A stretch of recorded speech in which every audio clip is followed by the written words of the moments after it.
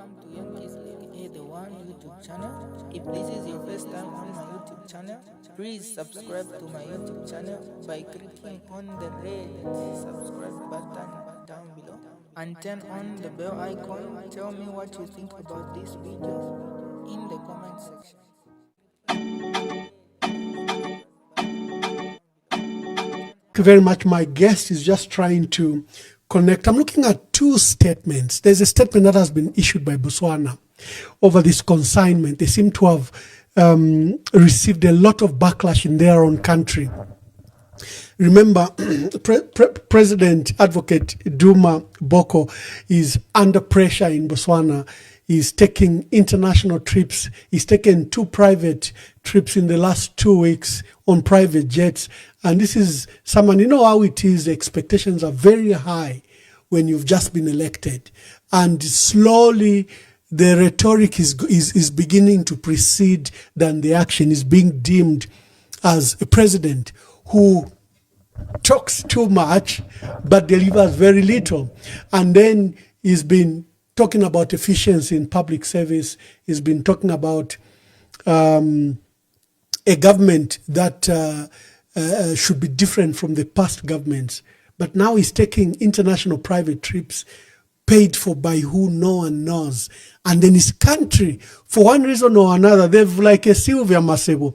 Remember what happened at the Ministry of Health in Zambia when Sylvia Masebo came to the ministry? She abolished the procurement unit at Ministry of Health without allowing a bridging gap, without allowing a transition.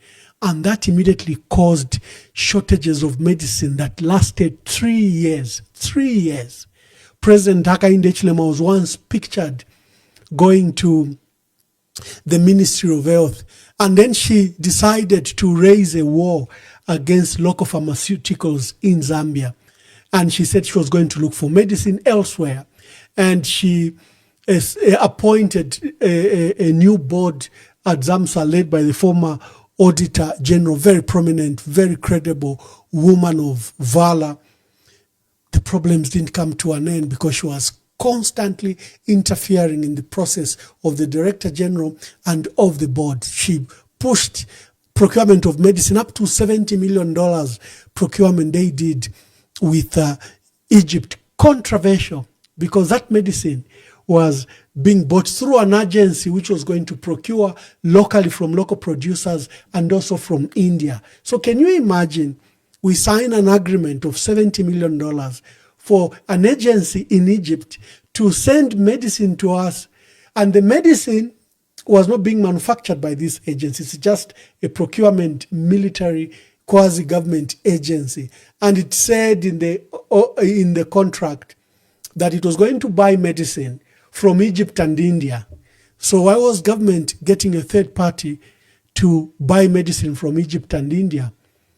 It was all a crisis. President Duma from Botswana seems to be facing the same crisis at the ministry. And all of a sudden, the procurement has stalled, and now he has critical shortage of medicines, of ARVs, TB, malaria, and other essential drugs that they are using. Here, Zambia has issued a statement that they airlifted up to 20 tons of medicine using the Zambia Air Force helicopter.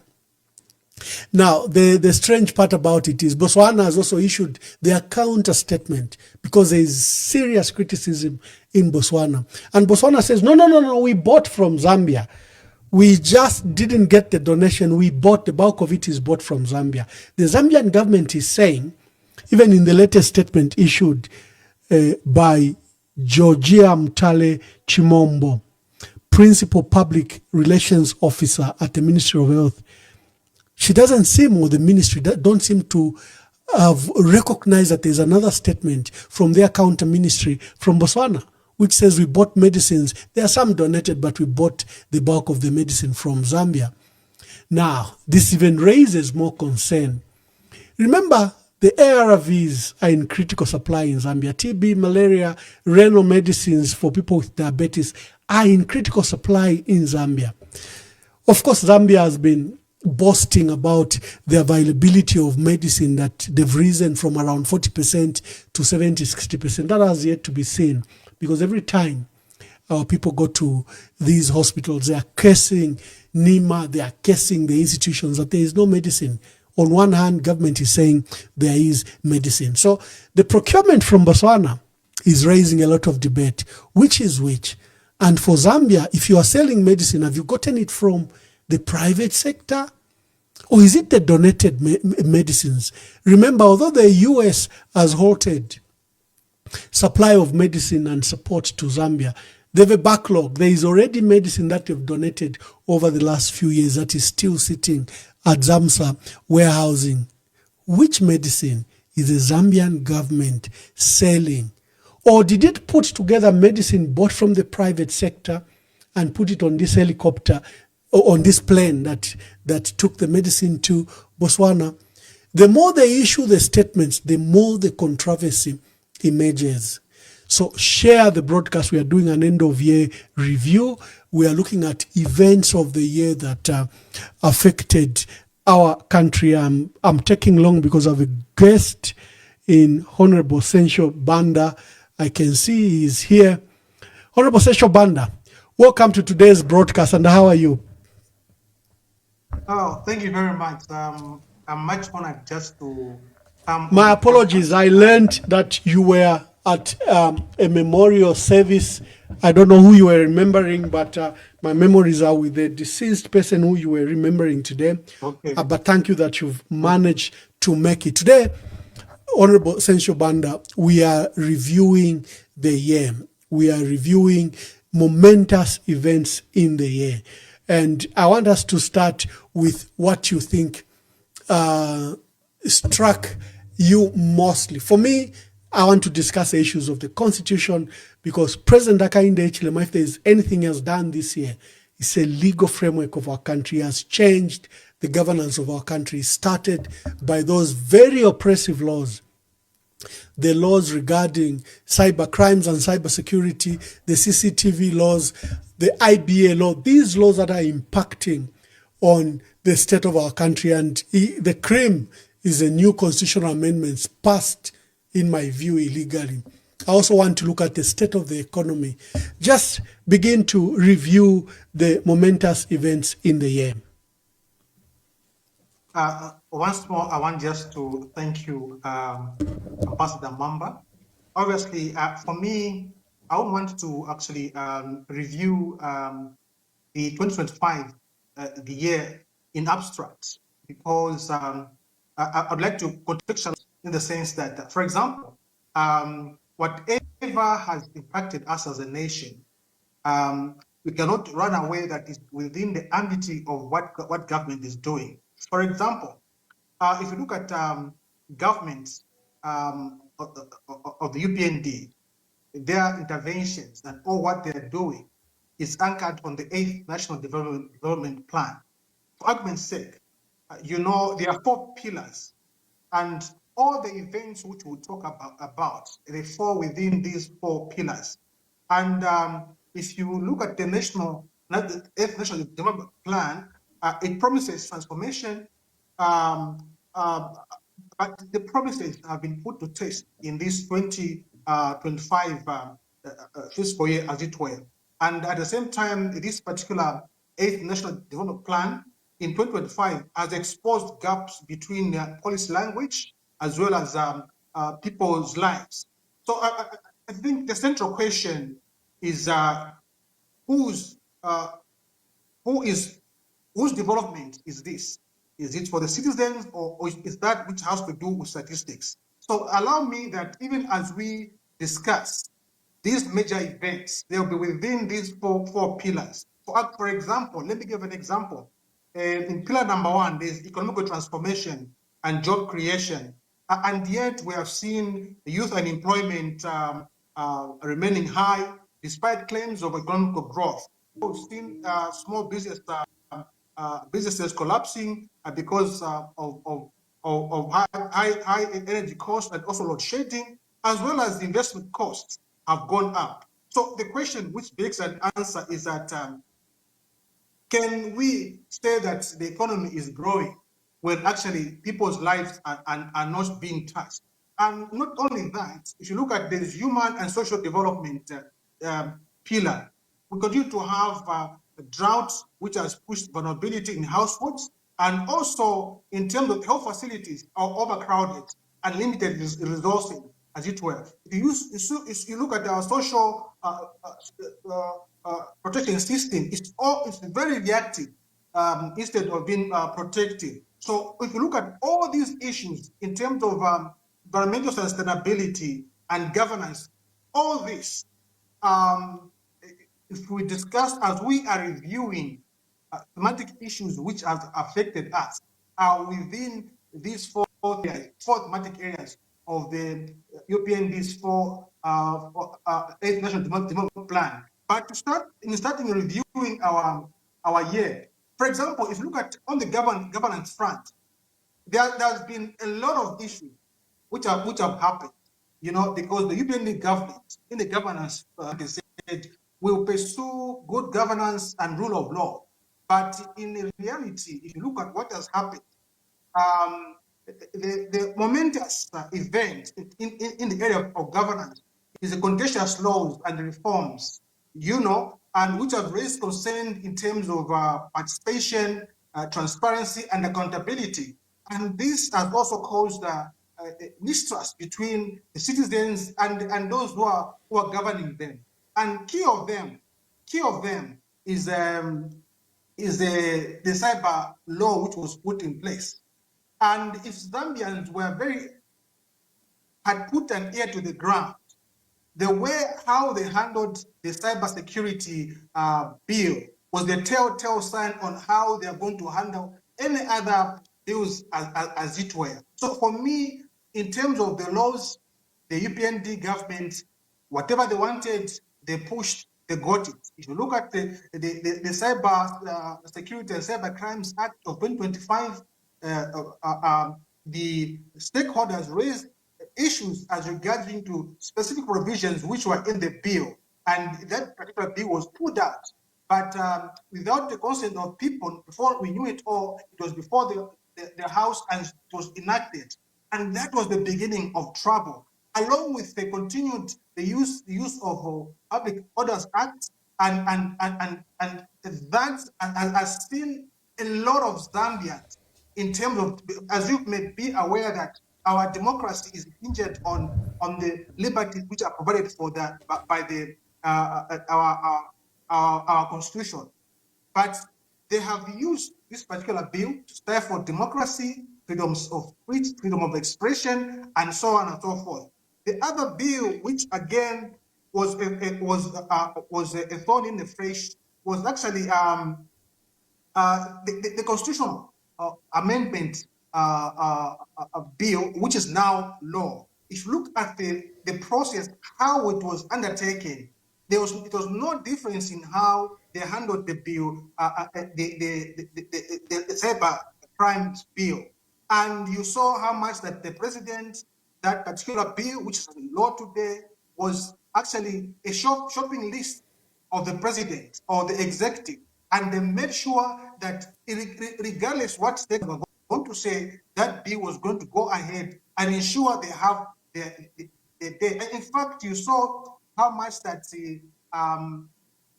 that particular event culminated into even an unpopular dance by the speaker. So another major event which happened was that in terms of corruption, because it was all about governance, that we split over from 2024 to 2025 was the ambulance procurement irregularities. We saw how much that actually in 2024 that procurement was done with a lot of irregularities, procurement irregularities, and lack of oversight, and so on and so forth.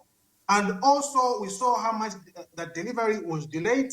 And in the same year, this year, particular year, we saw how much that RDA also a procurement irregularity in terms of the $1 billion which was Kwacha, which was linked to individuals close to the UPND government. This was reported in the Daily Nation. So, and furthermore, the event thing which happened this year is the demise of the former president, Chagwalungu. For me, that particular event should have been an event which could have actually brought us together as a country in introspection of what has happened. But what has happened is that I think the powers that be has not provided leadership in the government, that this matter is put to rest, as well as to ensure that there's a unity in the country. And today we still have our former president still actually in the morgue. The other event which happened was the Mfumbwe actually, the Mfumbwe mining disaster. That was a disaster which actually exposed to the fact that we have got high level of youth unemployment and high level of actually household dependence, which is about 90%. Those who are over and above or below 18 years old, about 90% are being kept, as it were. And that was exemplified of what happened in Mfumbwe. Another event which was quite actually telling was the judicial check, which happened when Munia and Council Mgandela went to the Constitutional Court to have a judicial review over the matter of the constitutional making process. And the court was very actually instructive in as far as the ruling was concerned, and that there were about 10 provisions which were actually breached by the powers that be. And the deal was declared unconstitutional, but however, we saw how the power that be actually carried the day. And another event which I think also was worth noting was in August when actually government announced that actually there was a bumper harvest of 3.7 million metric tons. That was quite a joyous moment. However, like as usual, this government, they are prone to sell whatever comes their way. Why do I say so? Their policies are business-centric. This is seen in how they handled food reserve when they came into power. You know very well, Honorable Mwamba, that food, maize in particular, is our staple food. And the insecurity around that, it causes vulnerability in our household. You saw how when we came into power, right away they sold off the surplus which was there. But this instance of 3.7 million metric tons, and stated that we know that our crops, our grain is rain driven, and that there was need to have reserves. Reserves are meant, one, to stabilize the prices, two, to deal with emergencies, and also the surplus to actually able to export. But what happened is that the 3 million, of course, is meant for food and animal feed, and the excess of 7 million or 700 metric tons has been earmarked for export. That's irresponsible for government to do that. Why? Because what if God does not bless us with good rain? So,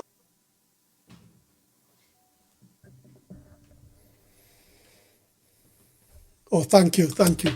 I might have lost my dear brother there, but we are reviewing the year. We are reviewing the year, and he's brought notable issues, issues of debt. For me, there are many issues I'm looking at. We're coming from drought, and President Hakainde Hichilema and his team are projecting that we are in a mode of recovery and will score up to 5.8% GDP growth. Now, those numbers are being driven mostly by mining. And, if you read what Jeffrey Sachs always say, that this is growth without development, because the benefits go, for example, to the owners of the mines. So if you hit a 1 million metric ton target, where do the benefits go? Currently, copper is trading at $14,200 per ton at the Shanghai Stock Exchange. The main market is, of course, London Metal Exchange. But on the Shanghai Metal Exchange, copper is trading at $14,200. But where do these benefits go? Unfortunately, not to Zambia. Unfortunately, not to Zambia, to the owners of the mines. Yeah, you would say, no, there will be some impact. There will be some trickle-down effect. As far as the country doesn't own these entities, it becomes difficult for us to have any benefits. Some people have been arguing that ZCCM IH has proper shareholding. Does it? All I remember is from the privatization program when we had those golden shares and they didn't exceed 20%. And the return on your 20% on these mines is significantly low. And remember, they engage in activities that ensure that they don't declare the profits for you to be paid the dividends. This government and Pokabus have been bragging that they've raised the shareholding of ZCCM, for example, in Mopani, from 10% to 49%. That's not true. As of 2020, Mopani was owned 100% by ZCCMIH. 100%. The records are there. And that's why you are saying we are giving 51% and thereby sharing the $1.1 billion, which has never come to our country. You, colleagues, should take interest in the judgment by Miles Sampa on his on the sale of Mopani. That is a historical landmark judgment, the minority judgment led by Professor Margaret Mnalula was very telling. First of all, it discloses that no money has come to the Zambian government. So the so-called 51% sale, literally no one can account for it. Two, of course the shares were sold illegally in breach of Article 210 of the Republican Constitution. I have to check if my guest is back. I can see he's still hanging. I need to call him and see how we can. So look for the judgment in the Mao Sampa versus Attorney General case on the sale of Mopani, and look for the minority judgment. There were 7 judges, 4 led by Judge Shilimi, who we have always said has links to President Hakainde Hichilema, was a lawyer and sat on the board for one of the companies associated with President Hakainde Hichilema until 2022 when he was appointed, led 3 other judges in affirming the sale. On a technicality that Article 210, although they agreed the sale was unconstitutional, was illegal, but they stated the majority judgment that the sale could not be reversed on a technicality that the Act 210 of the Republican Constitution has not been actioned out. But the minority judgment led by Judge President Margaret Mnalula, Professor Mnalula, was very emphatic that you can't hide in procedures. Our role as Constitutional Court is to interpret the Constitution. What did the people of Zambia want? The people of Zambia wanted that if any of their assets is being sold, it requires 2/3 majority of the Republican Constitution. Was Mopani sold? Yes, it was, because shareholding of up to 51% was transferred. So a sale took place. Did it go to Parliament? No. So the minority judgment said this sale was unconstitutional and must be reversed. A future government would deal with this serious illegality. So on growth and recovery that we're coming from a drought, remember that drought was exacerbated by ourselves. And let me explain. The drought was predicted for the next 10 years. It was predicted in 2015. The El Nino comes in a cycle of 10 years. And they predicted that the 2023-2024 season will be dry. They didn't expect such a severe drought, but it was predicted. And by 2022, institutions like FuseNet that look at the weather patterns and food security warned Southern Africa, keep your food, store your food. There's one of the major drought that will hit Southern Africa. So we were warned first for 10 years by experts. And particularly in 2022, a warning was issued. Our government kept on exporting power. They were reminded again and again that there are these expert advice that we should store our maize. We shouldn't give away our season. They proceeded to literally export the entire national strategic reserve. Hence the severity of the drought when it came. It was anticipated. We were warned in advance. But what did we do? We gave it away. Let me check. Is my dear brother back?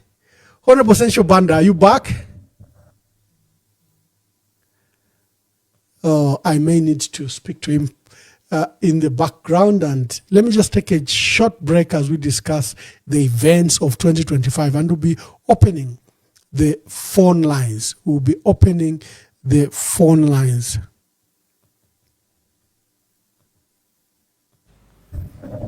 I go to Chingola, Chiwempala, people are throwing stones, attacking a sitting head of state, the same guy they were attacking in opposition. That day, I had to shout. I saw one policeman raising a gun to shoot at a guy who was throwing stones at me. I shouted, you follow the videos, you hear my shout. If I did not shout, there could have been 30 body bags there. There could have been dead people there. Other presidents would have basically allowed people to have been killed there. Because you try and do that to a head of state, you are killed. You are shot to be killed, not to be injured. I said, no, I will not have blood on my hands. As I stopped the UPND members to revenge, to attack those who were beating them, those who were killing them, I said, do not do it. Chiwempala said, no. I shouted, I said to the policeman, no one shoots here, no one. But you've seen other countries, how many people are being shot at? I said, no. That is the way the country must be. We will not allow any thuggery to return to our streets, to our bus stops.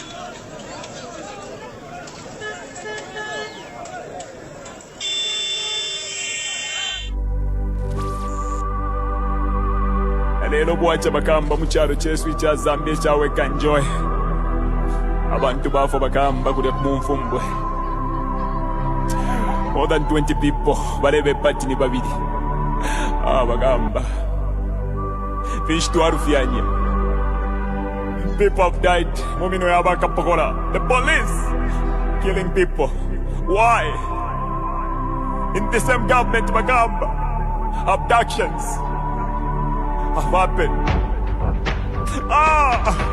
Bagamba. If you're not with them, it's either you're dead or you're in prison. This government, you're going to change big man. Fish to Arfiaja Pakubika office. Fish to Arfiaja. Why me? Missing. Achani Rubamwaicho and Dizona. Where is why me? HH, tell us with your government, where is why me? Give us why me. Justice for why me, big man. Wachila mo HH. Wala tupwisha bega kutupwisha bagamba. Katwale kyo kulanda big man. You think? Maina watata. Sabia tuwasevana. Bagamba. Wanesa tuwapweni. Mujala chesu. Ichi ya Zambia. Tuamona mwempwa. Bagamba. Tuamona mwempwa. Nama abductions bagamba. Ubuteko tuwaleta. Thank you very much. I'm hosting Honorable Sensual Banda, and we are reviewing the year. I'm highlighting some issues.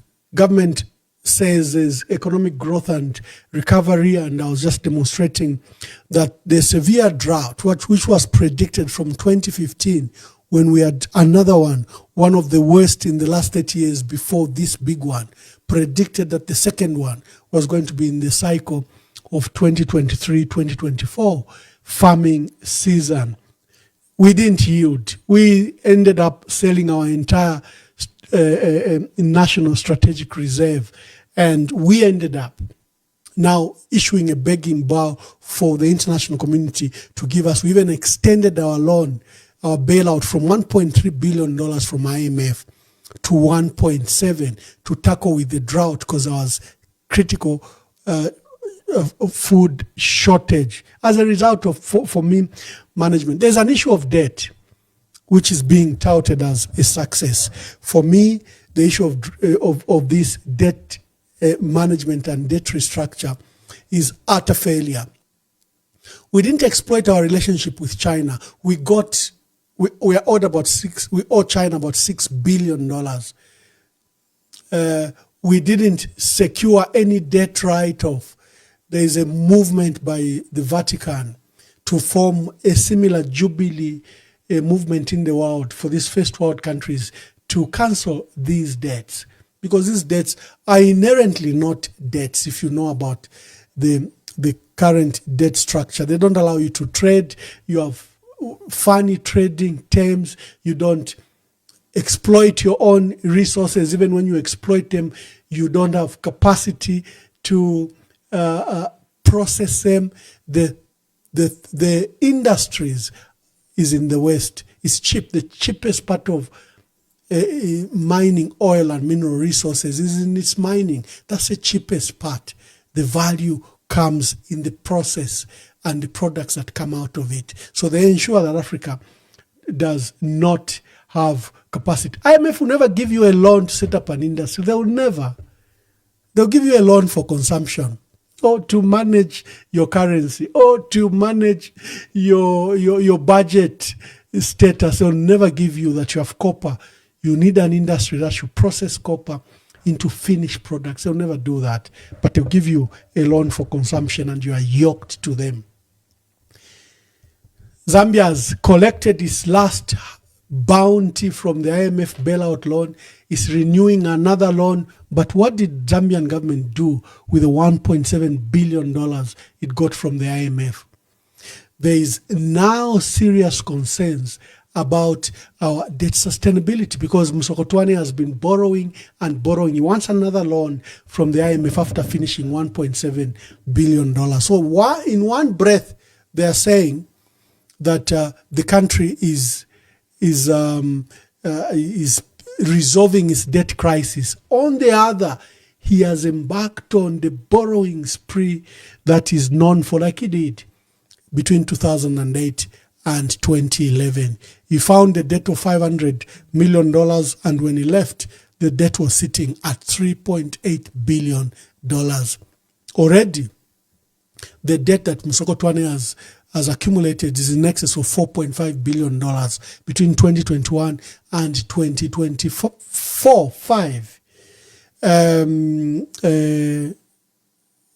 He wants you to talk about the debt restructure and the debt that the PF left. He doesn't want you to talk about the current debt that he has since accumulated, and which they can't show for it.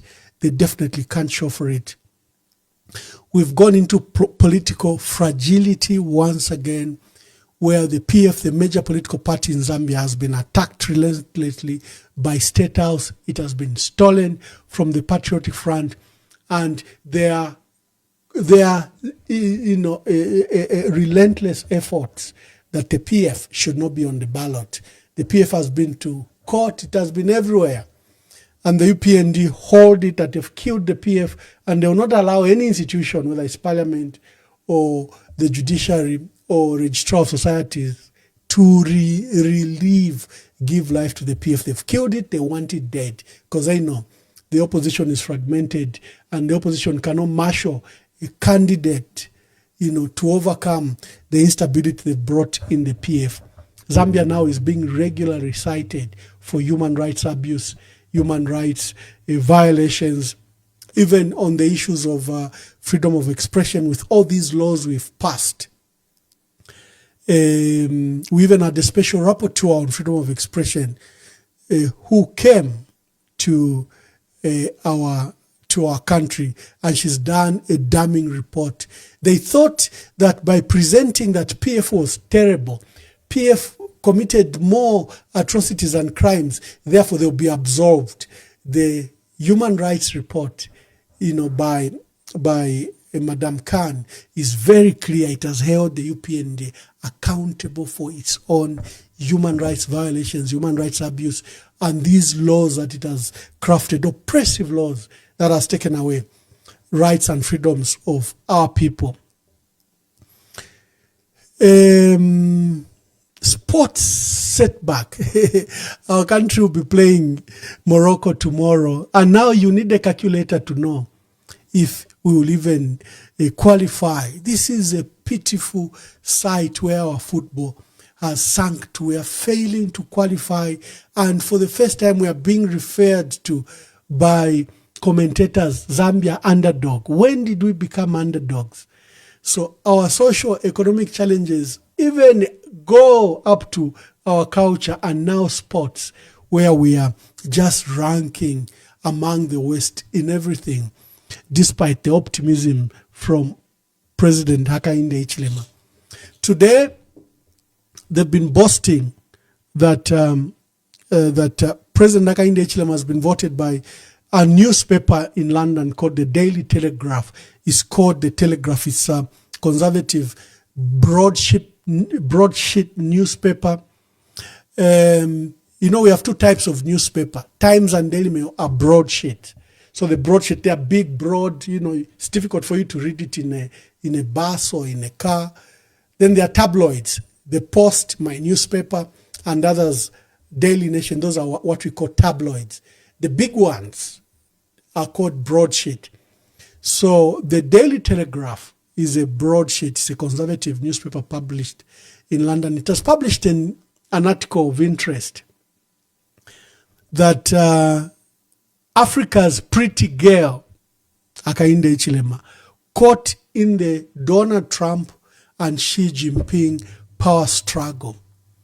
And it says Zambia's Hakainde Hichilema has turned his country into a prize both superpowers covet. And this article has been preceded. It looks bought. It looks bought. Remember when on his way to G20, the Chinese Premier Li Keqiang visited Zambia for a 2-day visit before he went to Johannesburg. And earlier, after him, there was the U.S. Assistant Secretary of State for Economic, Energy and Business Affairs. He's like a permanent secretary. Caleb O, who visited Nairobi, Kigali, and Zambia. In Nairobi and Kigali, he signed a $2 billion donation to them. To Zambia, he didn't. He gave rhetoric. And then there was an EU-Zambia Lobito Corridor business summit that was held on how to transport these critical minerals to export markets, especially EU and the US. Remember, there's an attempt by China to dominate. China already dominates the rare and critical minerals sector in reserves, in production, and in processing. China is the biggest dominant factor in this sector because of the EV market. That's why even their vehicle is now number one leading vehicle in the world. They are now leading even the electric vehicle market and technology. EU and America are doing catch up in this sector. So there's an attempt to target Zambia and DRC that is critical and rare earth metals be exported to the EU and US market, hence the Lobito Corridor. Now, I laugh at this. They don't need to speak to President Hakainde Hichilema. He doesn't own these mines. He's given them. Who owns Mopani, one of the largest mines in Africa and in the world? Who owns Sentinel mine in Solwezi? Who owns Lumwana? Do they need to speak to President Hakainde Hichilema to secure those minerals? And even the new mineral finds are being given cobalt to cobalt. Cobalt didn't do any finding. The findings have always been there, like Konkola Deep and the mine where cobalt is, are old, well-known assets. Who is he giving them to? ZCCM is nowhere. Copper is trading at $14,200. We sold the mines when copper was selling at $2,000. It's now at $14,200 and it will continue to rise. In fact, there's a prediction that in the next 10 to 20 years, copper will be trading between $20,000 to $50,000 per ton. Remember, cobalt has jumped from $1,200 a ton. It went, I remember in 2019, 2020, it reached $75,000 a ton. But it has now settled after China, I think, got its reserves, because they pile up reserves. It has now settled, cobalt has now settled around $35,000 per ton. And we don't have the mines. We don't have the mines. So do you have something to say in the year on the governance of our country, on issues that have occurred in 2025? Our failing position, whether it's in sports, in economy, our people have been subjected to some of the worst load shedding. They're suffering the worst cost of living crisis that we've never experienced in the last 60 years. What is your view? The line is now open. I don't know where my guest is. He could be having challenges and difficulties in connecting. Let me just check if he's back. He's not back. I've given him a second link. Honorable Sensual Banda, you can tune in on the second. I see this is a still picture when he froze. So the lines are open. Make your contributions. We are reviewing the end of the year. Now, our acting Deputy Secretary General, Celestine Mukandila, issued a statement about the PF holding a conference by April. I think the statement has been misunderstood in many ways. By April didn't mean that we are going to have the conference in April. As you heard from the videos that I played earlier, Honorable Given Lubinda is very emphatic that we will hold the general conference as soon as possible. Honorable Brian Mundwila has expressed anxieties that we need to hold this general conference. It's festive period, but we're using the opportunity to review the year. Core, and let's hear your views. That's great. The Patriotic Front is not a certificate. The Patriotic Front are the members. The ones who go to the convention are the people. Here in Livingston, the delegates are here. These are the delegates. And the delegates are resolved to go to the convention. So with or without a paper, the PF is going to the convention. And the PF are not at the Registrar Society's office. The PF is not in the court. The PF is in the hearts of the people. And I want to emphasize, with or without Chavinga's threats, the Patriotic Front is going to the convention to elect its leader and to elect members of the Central Committee. And they will do that under my watch. The PF is going to have a convention. Mark my word. He said this in Livingston when he met party structures. Mr. Lubinda says the... Oh my goodness.